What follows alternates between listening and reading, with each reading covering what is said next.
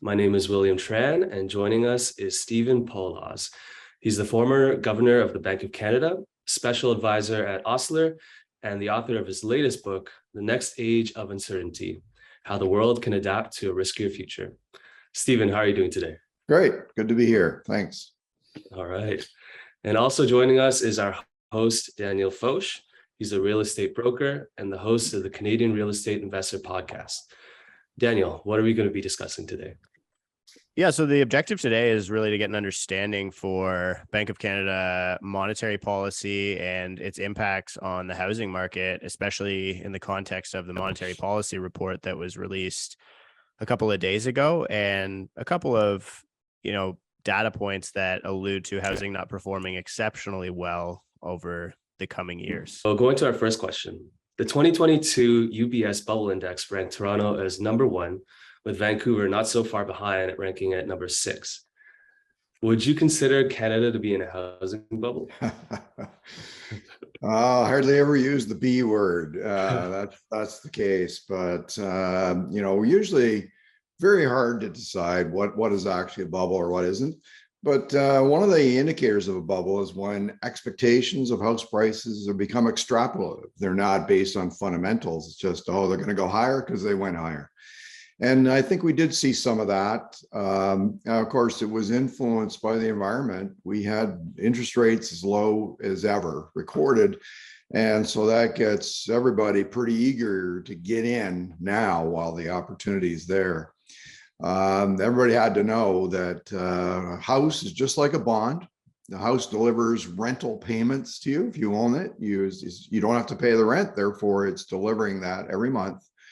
And when the interest rate goes from zero or really close to zero to a more normal number, that price has to revalue. That's the same thing that happens in stock markets and in bond markets. A house actually the same way. So, we're getting an adjustment to that now. Whether it's actually a bubble, I don't know. Fundamentals are super strong. So it's awfully hard to distinguish between a market that's adjusting to its fundamentals and one that's in a bubble. Probably we had some bubble features, I would say, but not that big of a bubble.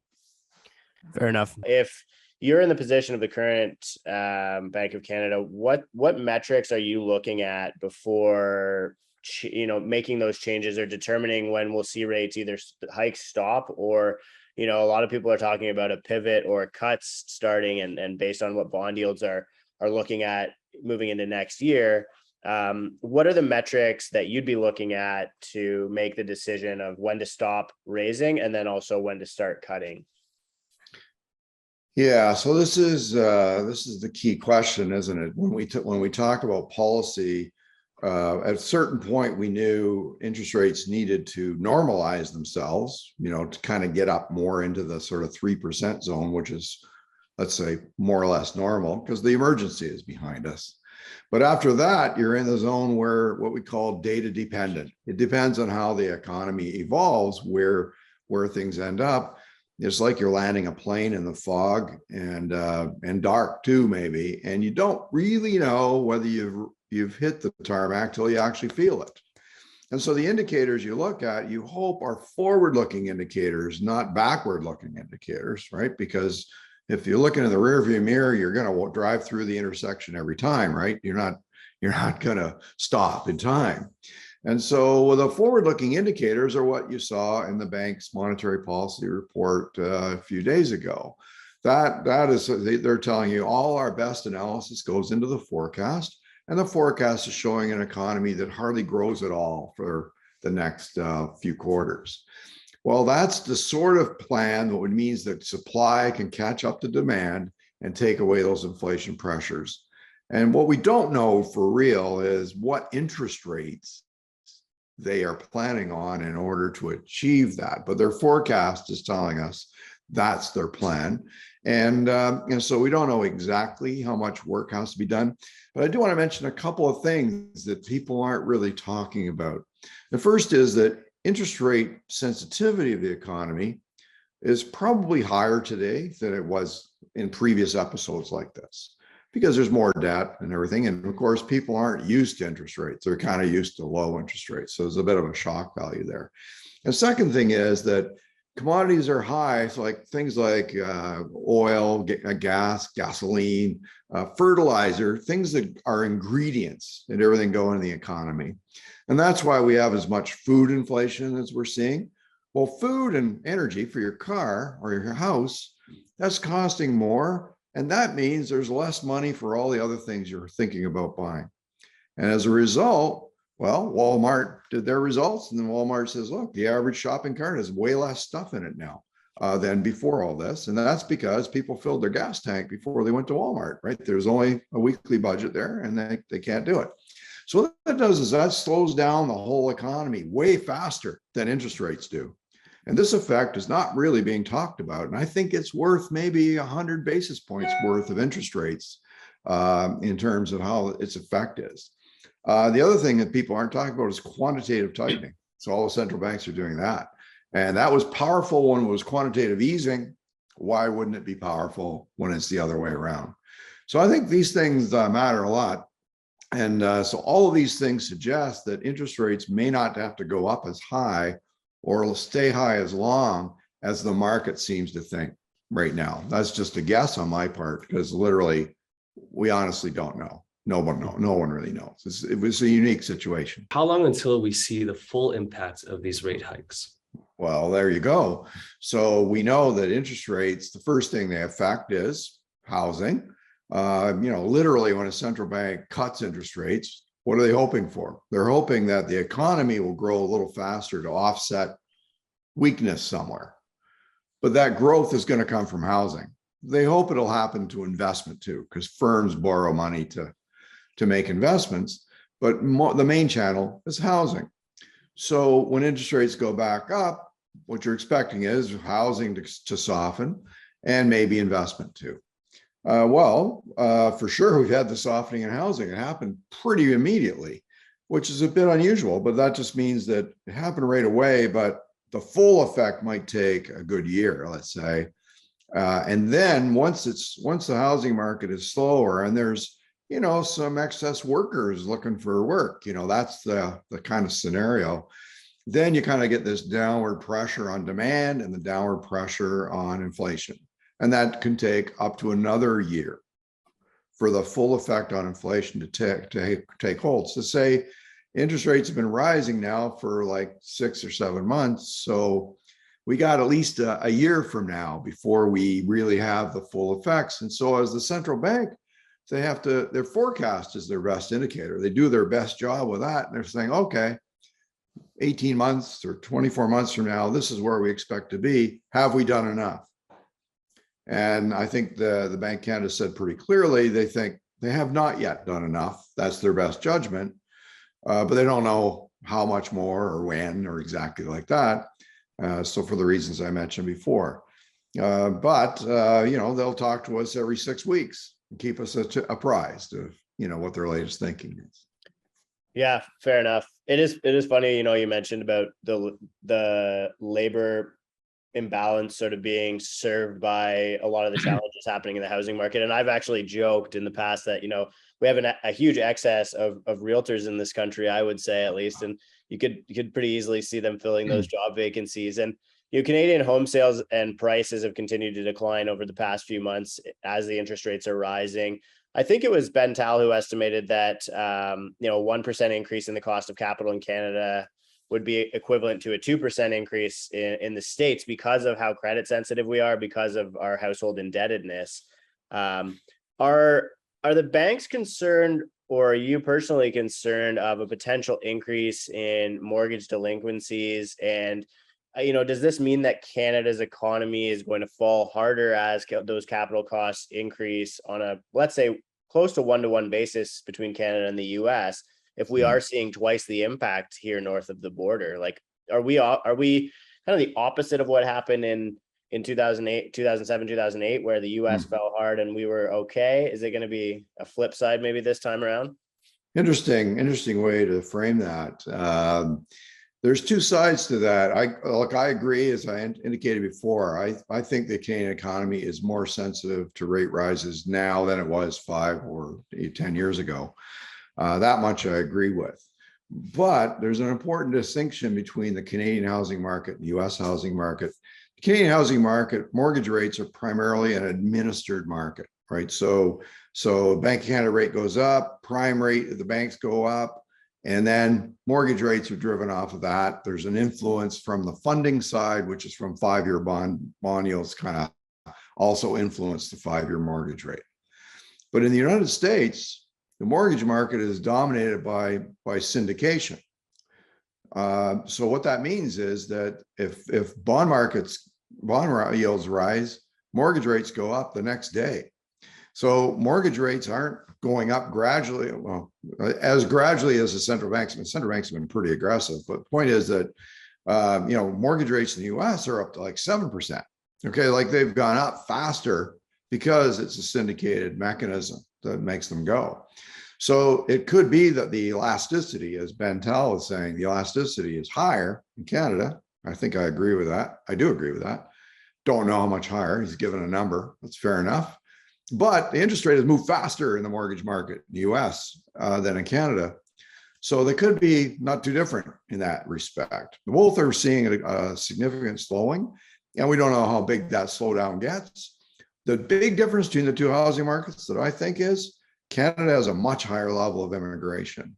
And I think this is the most important fundamental for us. Those folks all need a place to live. Over 400,000 new arrivals this calendar year. That puts a pretty solid floor under our housing market, even in the short term. But of course, at the top end of the market, where all that extra, sold over asking and bidding wars and all that stuff. And, as you say, there's a lot of real estate agents all competing for all that and all this. That seemed a little bit frothy, and I can say, well, probably interest rates were the main driver, but there's also the new arrivals started up again, right? So there's a lot of people coming into the market. So, and millennials or whoever think this is the opportunity of a lifetime. If I wait 5 more years to buy a house, it's going to cost me more, and it's going to cost me more even for the mortgage. So let's go. So everybody's in it all at the same time. So anyway, in the end, those fundamentals don't go away. You're just causing people maybe to wait a year until more interest rates peak and they have a stronger situation, or until more immigrants arrive and start buying houses and condos and so on. So in the end, I guess my long way of saying, I don't know. But I agree with that. All those ingredients are there, and how it shakes out, my sense is net positive, that our fundamentals are much stronger here, and people have misdiagnosed that over and over, right? They underestimate the importance of that immigration flow for what your housing market does. Now, I know you touched a little bit upon this, but the BOC is forecasting 2 years of negative GDP contribution from housing. What are your thoughts on this? Do you agree? And what does this mean for the Canadian economy? Yeah, well, I think over the past, since the financial crisis, the whole period of low for long interest rates, housing in Canada has risen as a contributor to GDP by I'm going to say 50%. Roughly, it hasn't gone up 50%, but what I mean is the share of GDP has gone up something like 50%. And that puts us a little bit of an outlier compared to other countries. Through that period, maybe there's quite a lot of people that got into the housing market sooner than their life plan, the original life plan, right? And so, you may now go through for demographic reasons, a more moderate contribution fundamentally. And as I said, the only true offset for all that is the immigration level. Well, immigration level has been bumped up. So sorting that out it's not just an arithmetic exercise like that. That's actually really hard to do. I won't try to do that, but just to say that I think it all adds up to a steady positive trend in housing. I don't see any reason for that not to be the case. But the size of the correction that we have to go through is compounded by, if interest rates used to be, say, under 2, and now they're going to be 4 or more, that's an important revaluation, just as it is for a bond. Okay, So you have to do that correction. But gosh, the big corrections in Canada's housing market, talk about default rates. I mean, I'm old enough and you're not to remember quite well the early 80s. And, as an economist at the Bank of Canada in 1981, I was there and we were watching the default rate climb. And mortgages were, 20%, 19%, that kind of thing. And so we thought, oh my goodness, how far will that default rate go? It doubled, okay, during those 2 years. It doubled all the way from 0.5% to 1%. Okay, that at 20% interest rates, right? Canadians will do what it takes to keep their home, And what has happened in the last 40 years is people like me have all gotten, become retirees or close to it. And so now we have some ability to help our kids through that if there is a bump through that. Okay, I'm not saying everybody can do this, but we know there are intergenerational transfers happening now, helping with down payments or helping smooth out the bumps and that sort of thing. So my guess is the default rate will remain quite low. Fair enough. Yeah, I think it's been on a downtrend, I guess, since probably the mid 90s, which was sort of the last counter-cyclical event that we saw happen in Canada. And I think we're at like record low delinquencies. I guess the question is, or my thought around that would be, is it similar to, the States? And by no means would I think that Canada is similar to the States in 07, but, that as capital costs are decreasing, as house prices are increasing, there's ability to access that liquidity to kind of make it easier to smooth out some of those inabilities to pay. Like you can always get a HELOC or refi or whatever. And now, you don't have that luxury, I guess, if prices are going down and rates are going up. Well, that's a lot of flexibility that didn't even exist in the early 80s. Yeah. That's the one innovation that's happened in the housing finance market is the HELOC. Okay? Yeah. Yeah. I guess on the note of rates declining, basically, relatively steadily since the 90s, in hindsight, like, do you think that there was a better way for things to shake out? Is there anything that could have been done differently? And do you think we'll ever see rates as low as they were during that first, or that one period during the pandemic? Because it's probably a dangerous policy tool, right? I suppose. Well, going back to the financial crisis, I actually gave a big lecture on this, the Doug Purvis Memorial Lecture back in, I don't know, I'm going to say 2015 or maybe it's 17. I forgot now. I'm sorry what year that was. And it's published from the Bank of Canada.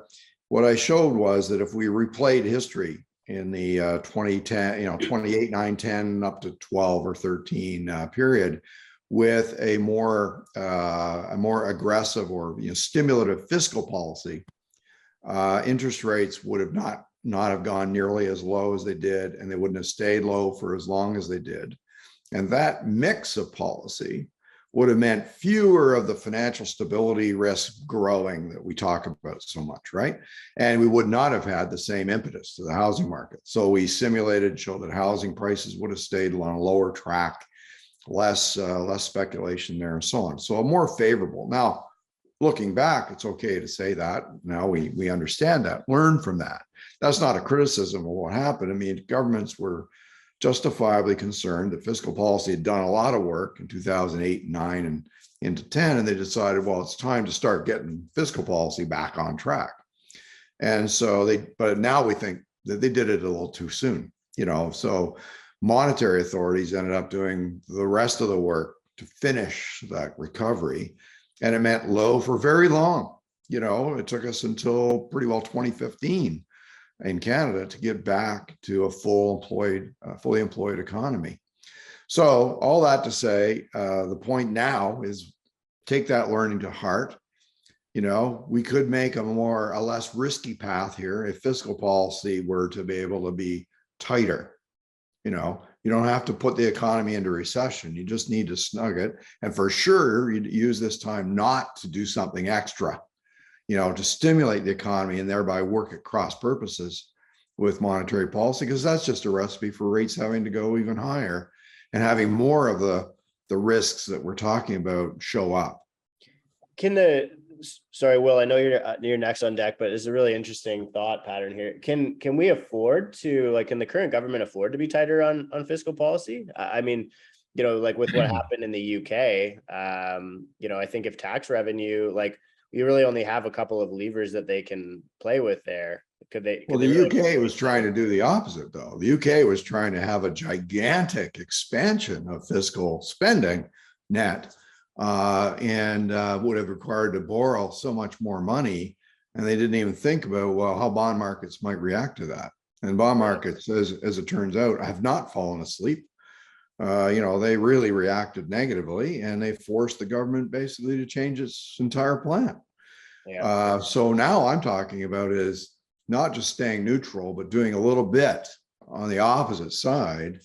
And could it be done politically? I don't know. I mean, that's a political question. But I do know, I saw in the press that the finance minister has sent a letter to all the department heads around Ottawa saying, if you have new ideas or new projects in mind, that's fine, but we're going to have to finance them by cutting something. In other words, a zero-based. Yeah. That's pretty close to what I'm talking about. If that's at least got to kind of keep it no more than it is, and actually, given that revenues are growing so fast, I think it's a recipe for less fiscal contribution to the economy. So I think that's kind of along the lines that I'm talking about. That just means you're no longer part of the problem, right? You're actually giving a hand, and you're improving the odds that interest rates can peak soon. I don't know where, but they're the hints that we got from Europe yesterday and from Ottawa the other day, that suggests that at least they're starting to see the effects. The forecast shows flat growth. That meaningfully means that you're taking pressures out of the system. Okay. Mm-hmm. So just going to your book, can you tell us some key points about your latest book with the tectonic forces that are shaping our future? And how does that relate to what it is today, where it's uncertain? Yeah, well, I actually think that one of the I'll just tie it to today first, if you don't mind. I mentioned before, you can't do policy by really looking in the rearview mirror. It's like driving by looking in the rearview mirror. And so one of the indicators that both the US and Canada are really looking at now is how many job vacancies are there in the labor market. This is a sign, there's so many that this is a sign there's excess demand for labor.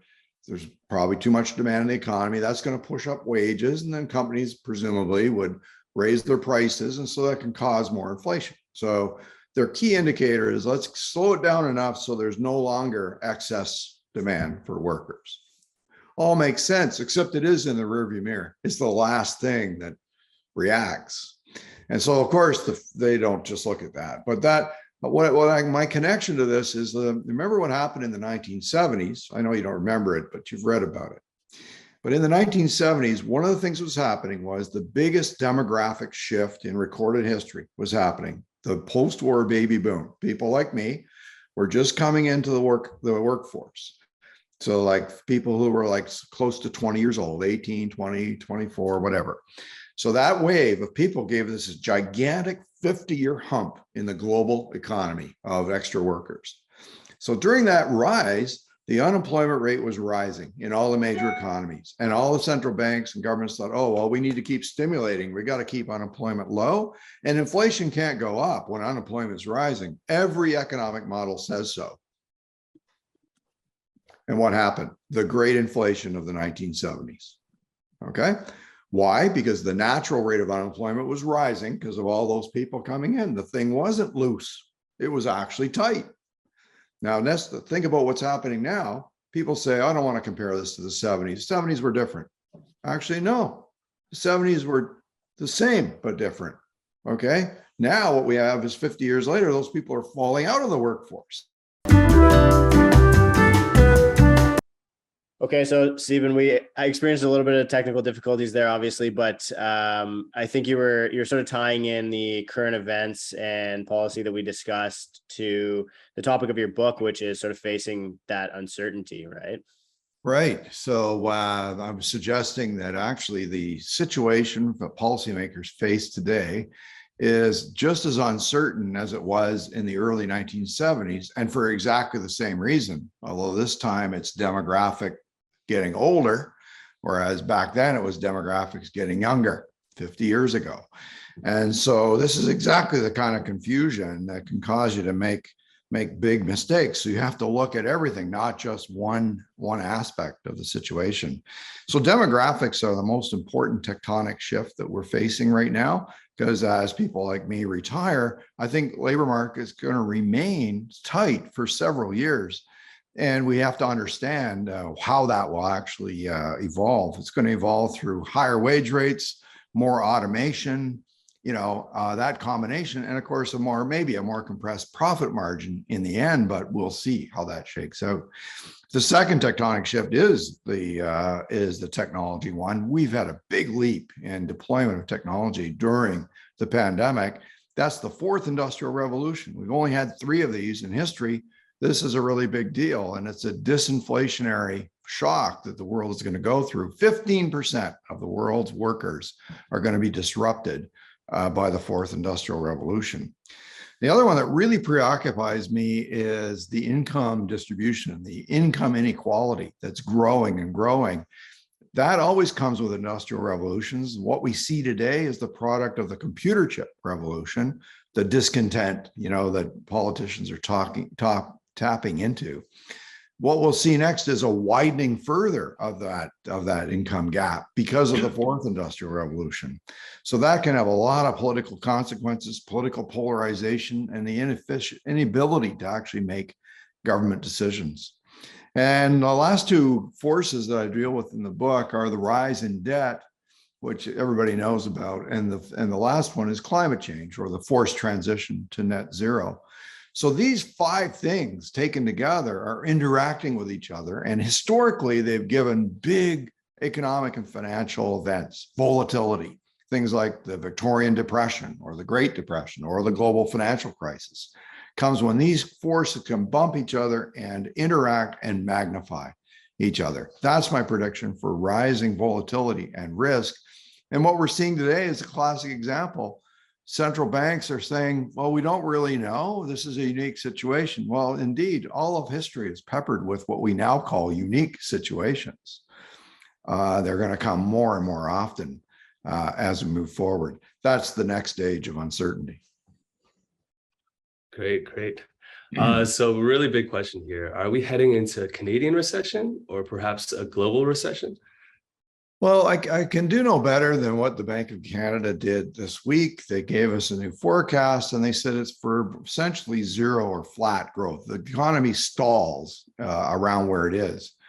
Now, the good news is the economy is at a really high level. So the way I think of it is, a pilot takes off in his plane, and just as he's taking off, his spouse texts him and says, "Did you let the dog out?" And he's like, "Yes, I did." And then he realizes, "Oh my gosh, I'm at 40,000 feet and I was supposed to be at 35,000 feet.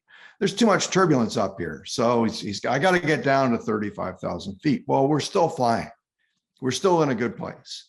Unemployment's super low. Well, there's lots of good jobs available. There's jobs empty, et cetera. So we just need an altitude correction. It shouldn't be very painful. So if the plane levels off, that's okay. If it has to go below 35,000 for a little bit, then come up to 35, well, okay, that's a recession probably, but it wouldn't be a big one. and it wouldn't be a long one. So what the governor said this week was, well, with flat growth in the forecast, it's kind of 50-50. Like you could have a bit above 0 or a bit below 0. If it's below 0, people will say that's a recession, but either way, it just means the economy won't be growing much, while supply can catch up with demand. And so it's not the dreaded R word. It's more of a technical matter where the economy needs to moderate to get a more comfortable cruising altitude. And so I don't think we're in for a nasty period. And as I said before, I think that interest rates and these other factors I mentioned are working on inflation faster than most people think. And so there's a good chance this episode will turn out to be better than the worst fears that seem to be in the marketplace today. Yeah, we can certainly hope so. Yeah, well, for sure it's worth hoping for. Yeah. But, it may take a bit of luck, but people forget that, volatility is always two-sided. You get just as much good luck as bad luck.